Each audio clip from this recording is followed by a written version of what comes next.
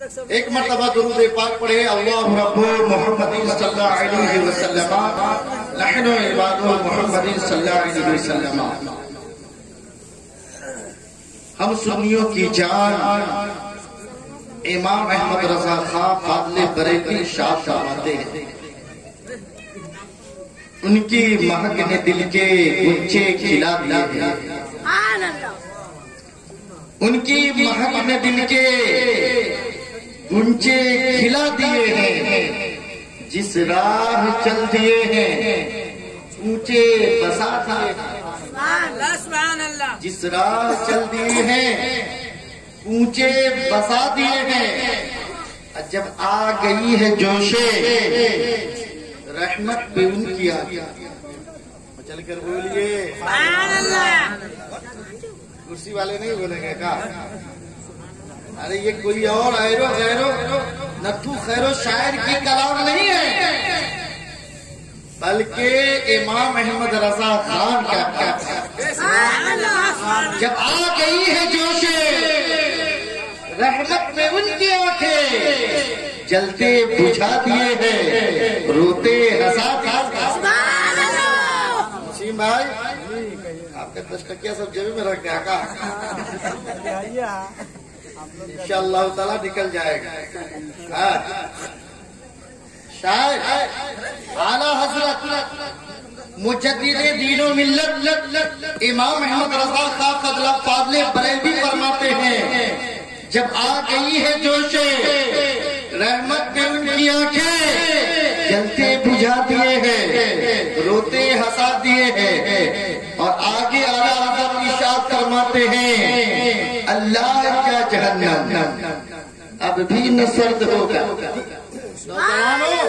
میں توجہ چاہوں گا، اعلیٰ حضرت فرماتے ہیں اللہ کا جہنم اب بھی نہ سرد ہوگا. کن کے لیے؟ ہم گناہ گاروں کے لیے. اللہ کا جہنم اب بھی نہ سرد ہوگا. کن کے لیے؟ ہم پاپیوں کے لیے. اللہ کا جہنم اب بھی نہ سرد ہوگا. کن کے لیے؟ ہم بے نمازیوں کے لیے. اللہ کا جہنم اب بھی نہ سرد ہوگا. کن کے لیے؟ ہم بدماشوں کے لیے. اللہ کا جہنم اب بھی نہ سرد ہوگا. کن کے لیے؟ اپنے ماں باپ کی نافرمانی کرنے والوں کے لیے. اللہ کا جہنم اب بھی نہ سرد ہوگا. کن کے لیے؟ جوابازوں کے لیے. اللہ کا جہنم اب بھی نہ سرد ہوگا. کن کے لیے؟ جانیوں کے لیے. لیکن ہم سنیوں کی جان مسلک اعلیٰ حضرت کا پہچان امام احمد رضا خان فاضل بریلوی یاد کرواتے ہیں، یا رسول اللہ اللہ کا جہنم اب بھی نہ سرد ہوگا.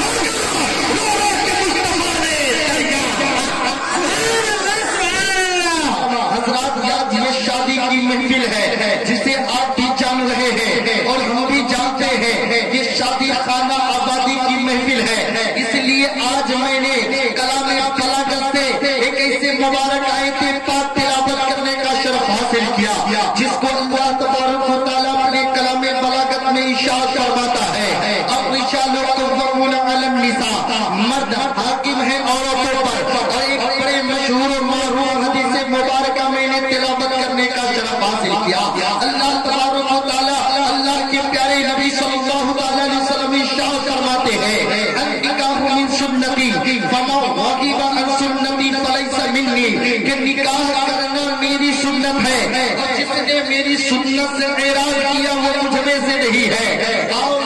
سامعین کرام آپ سنتے چلے، وقت کی قلت ہے اس لیے میں بڑی تیزی کے ساتھ میں آپ کو جس جگہ پہنچانا چاہتا ہوں پہنچانے کی کوشش کر رہا ہوں. آج شادی تو ہو رہی ہے، آج ہم لڑکوں کی انتخاب تو کر رہے ہیں، لڑکیوں کو انتخاب تو کرتے ہیں، لیکن ہمارے دل کی تمنا کیا ہوتی ہے؟ ہمارے ذہن و فکر میں کون سی باتیں کرتی رہتی ہے؟ جب ہم لڑکا لڑکی کو دیکھنے کے لیے جاتے ہیں، ان کو پسند کرنے کے لیے جاتے ہیں، تو اس وقت ہمیں جو چیز دیکھنی چاہیے اس پر ہمیں نظر نہیں ہوتی ہے. اگر دیکھتے ہیں تو سب سے پہلے ہم دیکھتے ہیں کہ اس کے اندر خوبصورتی ہے یا نہیں، اس کے اندر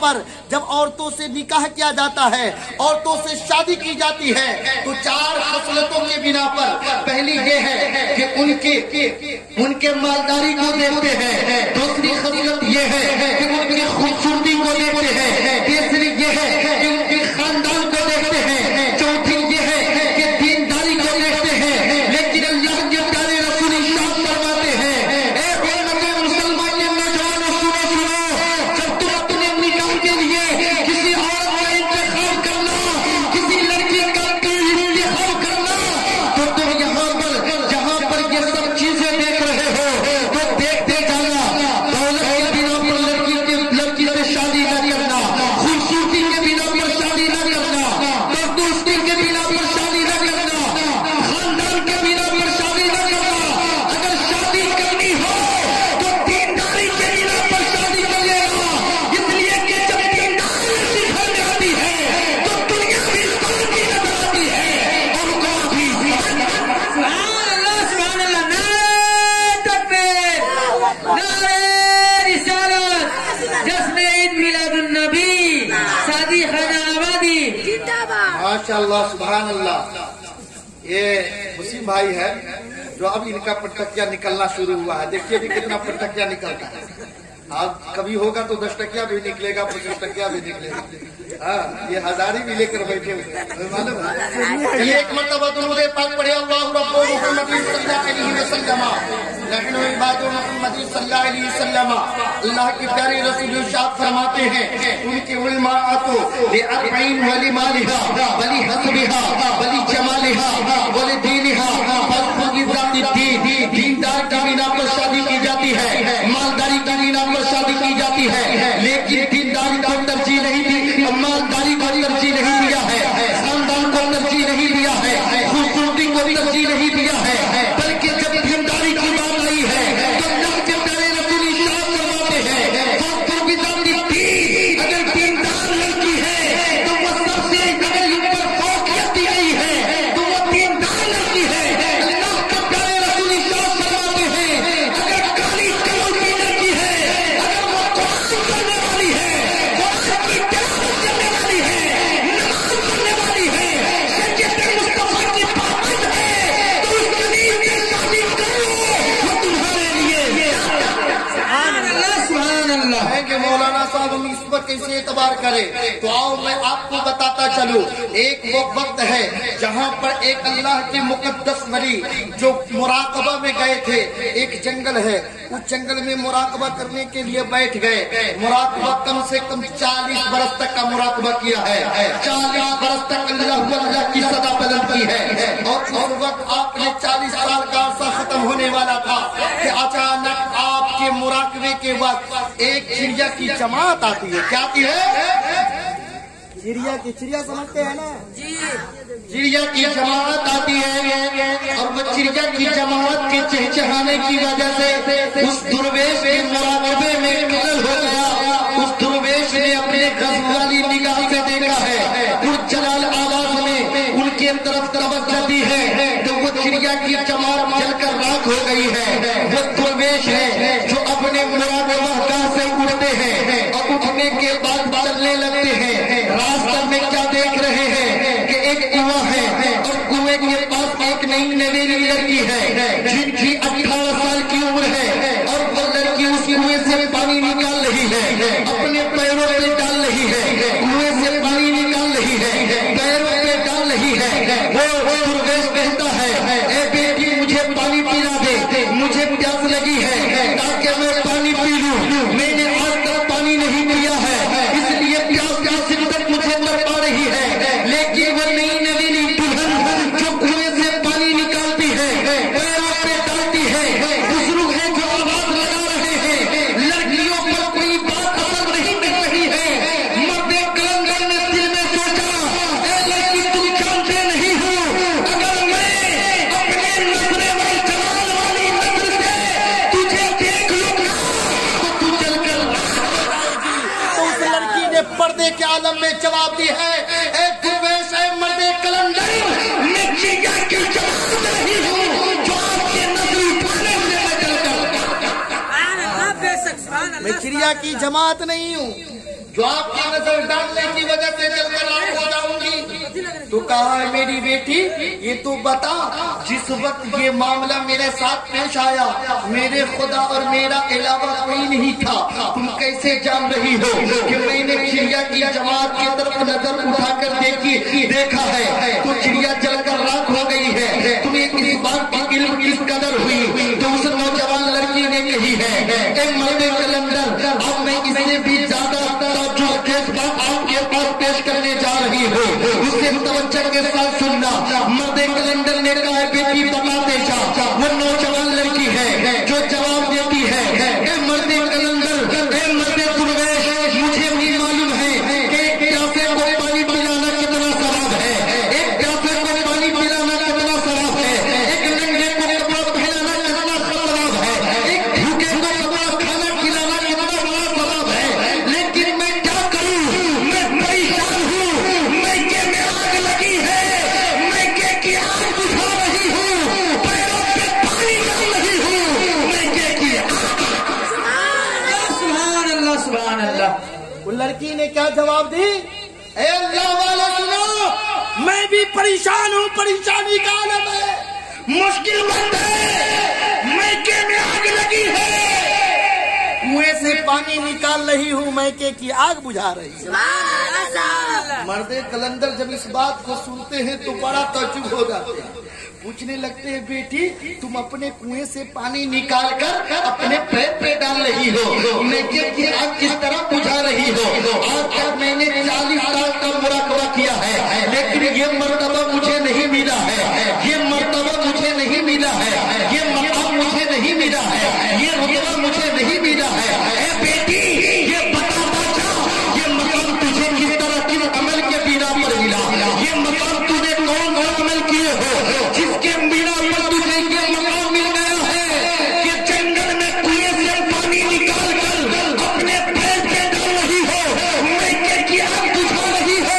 तो लड़की ने जवाब दिया ए मर्दे कलंदर ये कोई नमाज की बरकत नहीं है, रोजे की बरकत नहीं है, हज की बरकत नहीं है, ज़कात की बरकत नहीं है, ए मर्दे दुर्वेश ये अपने शौहर की परवाह करता है, मैं कैसे कुएं से पानी निकालती हूँ, पैरों पे डाल रही हूँ और मैके की आग। मर्दे कलंदर ने कहा ए बेटी ये बताता जा ताकि दुनिया वालों को सबक मिल सके, दुनिया वालों को नसीहत मिल सके, दुनिया वालों जिसको जान सके शौहर का मकाम क्या होता है। तुम अपने शौहर की फर्मा बरदारी किस तरह करती हो, तुम अपने शौहर की फर्मा बरदारी किस तरह करती हो? उस लड़की ने जवाब दी है मर्दे दुर्वेश मेरी शादी को भी ज्यादा दिन नहीं गुजरा है, मेरी शादी की ज्यादा मुद्दतें नहीं हुई है बल्कि चंद दिनों का अरसा गुजरा है। अभी देख रहे हैं मेरे हाथ की मेहंदी का रंग भी नहीं गया है, मेरे जिस्म से हल्दी का सौगंध भी नहीं गया है, 14 दिन मेरी शादी को नहीं हुए कि मेरे घर में जिस रात जिस दिन मैं अपने ससुराल में मैके से चली थी अपने ससुर के घर अपने शौहर के घर जब शबे के बाद में दाखिल हुआ था उस वक्त मेरा शौहर बड़ा खड़ा हुआ था। जब मैं शबे के बाद में मेरा शौहर दाखिल होता है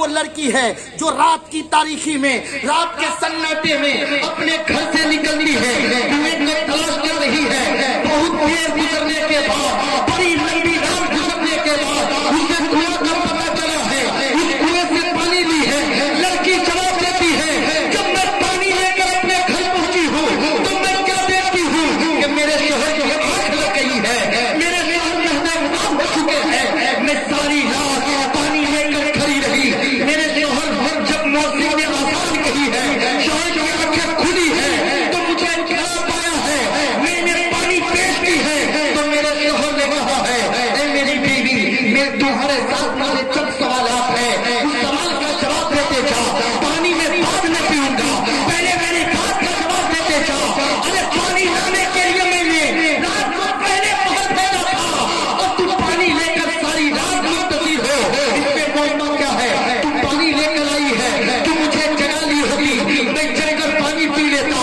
خود مقدس بیوی نے جواب دی ہے اے میرے سردار، مجھے میرے باپ باپ نے ایسے ماحول میں تربیت نہ دی ہے بلکہ دینداری کی سبق پڑھائی ہے، قرآن کا سبق دیا ہے، حدیث کی سبق دیے ہیں، اس لیے میرے ماں باپ نے ایک دنیا ماحول میں کی ہے بلکہ دینداری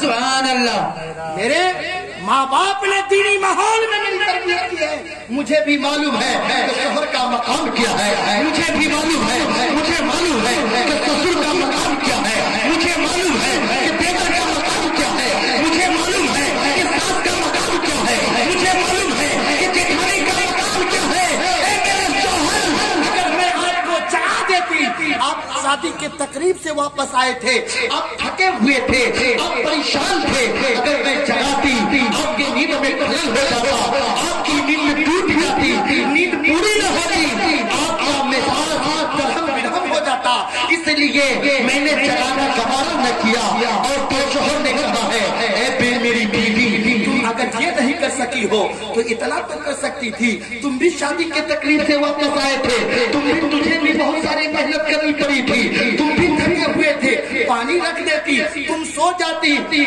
تو اس مہینے میری دلہن نے جواب دی ہے اے میرے سردار، اگر میں پانی رکھ کر سو جاتی، آپ کی نگاہیں کھلتے، آپ کی نظر کھلتی، آپ کی آنکھیں کھلتی، اور جب پانی لے کر میں موجود نہ پاتا، آپ کے دل میں بدگمانی ہو جاتا ہے، بدگمانی پیدا ہو جاتے، جس کے بنا پر میں نافرمان بیوی ہو جاتی، اللہ کے نظر میں کیا جواب دیتا، اس لیے میرے سردار، میں نے جگانا بھی پسند نہیں کیا اور سونا بھی پسند نہ کیا، جب تک کہ آپ کی نگاہ نہ کھل جائے، ساری رات میں تمنا میں رہی، تو اس دنوں نے جواب دیا ہے اے میری بیوی، پانی میں بعد میں پیوں گا، چلو میاں بیوی مل کر خدا کا سبحان اللہ، سبحان اللہ، دونوں میاں بیوی ہے جو مصلی پر کھڑے ہوتے ہیں، اور مصلی پر کھڑے ہونے کے بعد دو گانا نماز ادا کرتے ہیں، اور ادا کرنے کے بعد بارگاہ خدا بندی میں شوہر نے دعا کی ہے